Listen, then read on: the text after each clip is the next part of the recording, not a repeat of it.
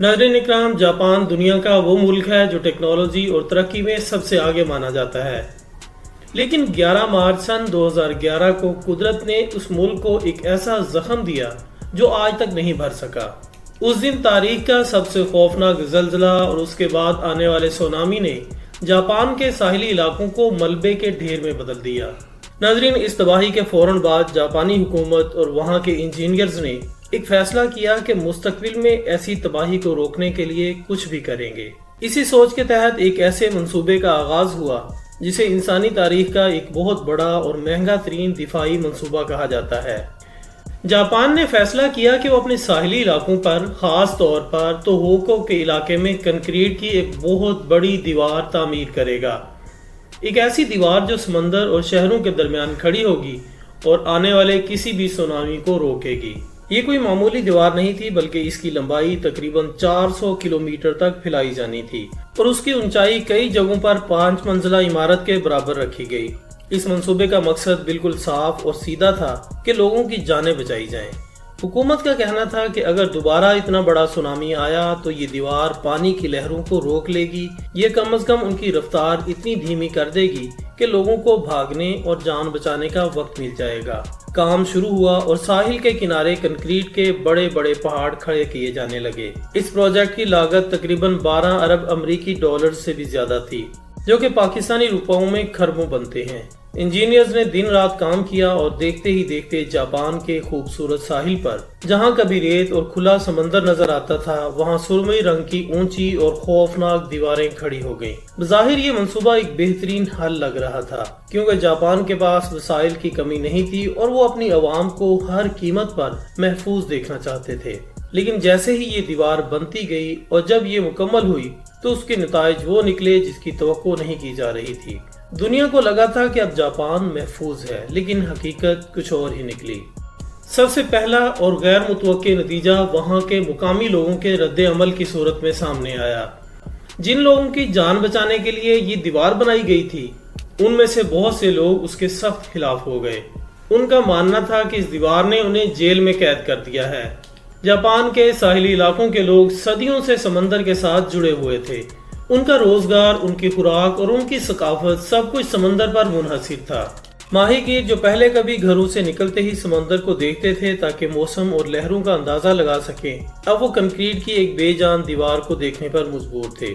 उनका समंदर से राब्ता तकरीबन कट चुका था। लोगों ने शिकायत की कि वो खुद को एक किले या जेल में बंद महसूस करते हैं, जहां हवा का गुजर भी मुश्किल हो गया है। ये नफ्सियाती असर इतना गहरा हुआ था कि बहुत से लोगों ने इन महफूज इलाकों को छोड़कर दूसरे शहरों में मुंतकिल होने को तरजीह दी, क्योंकि उन्हें वो कैद खाना महसूस होता था। दूसरा बड़ा मसला झूठे तहफ़्फ़ुज़ का एहसास था। ये एक बहुत ही खतरनाक नफ्सियाती पहलू है जिस पर पहले किसी ने गौर नहीं किया था।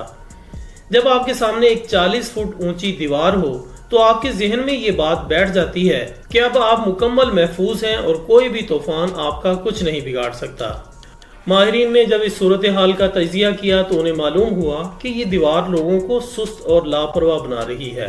सुनामी के वक्त सबसे अहम चीज भागना और ऊंची जगह पर जाना होता है, लेकिन अगर लोग दीवार पर भरोसा करके घरों में बैठे रहेंगे तो वो मारे जाएंगे, क्योंकि कुदरत की ताकत के आगे कोई भी दीवार हमेशा के लिए नहीं टिक सकती। अगर सुनामी की लहर दीवार की ऊंचाई से ज्यादा हो गई, जैसा कि माजी में हो चुका है, तो दीवार के पीछे मौजूद लोग जो खुद को महफूज समझ रहे होंगे, उन्हें संभलने का मौका भी नहीं मिलेगा। ये वो नतीजा था जिसने जापानी हुकूमत को भी सोचने पर मजबूर कर दिया।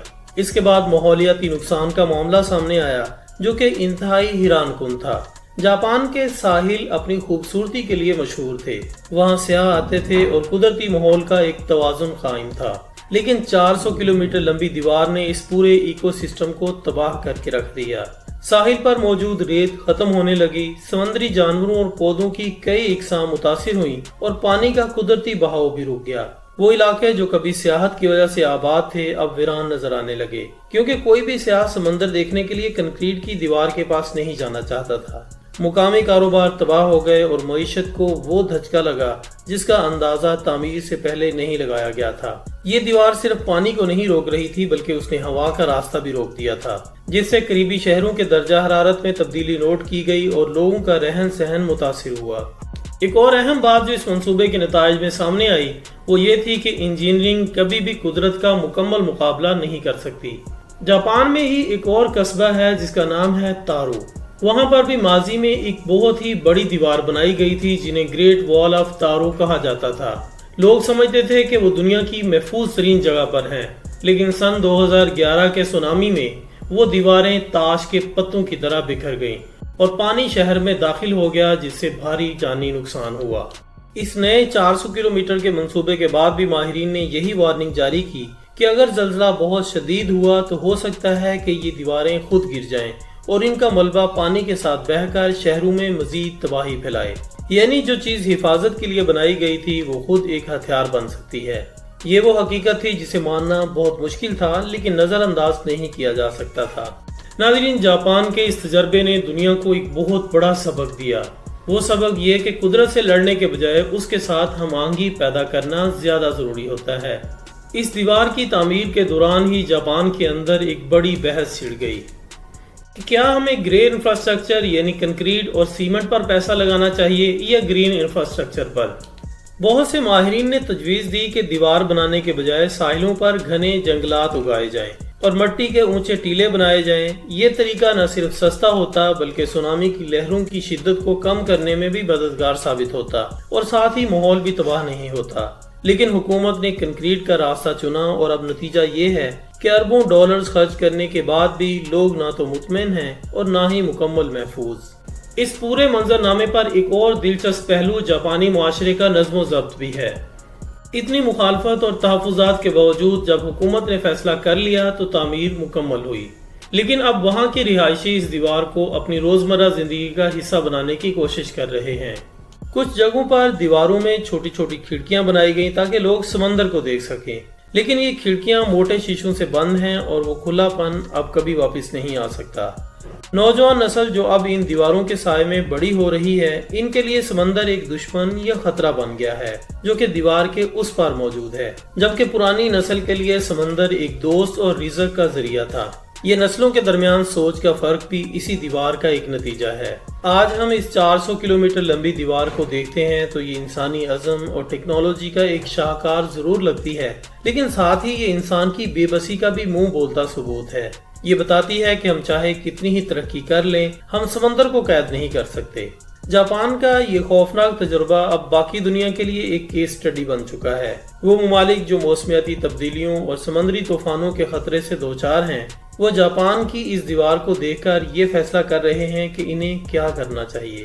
یہ دیوار دنیا کو یہ سکھا رہی ہے کہ حفاظت کا مطلب صرف کنکریٹ کی رکاوٹیں کھڑی کرنا نہیں ہوتا، بلکہ حفاظت کا اصل مطلب شعور، بر وقت انخلاء کا نظام اور قدرت کا احترام ہے۔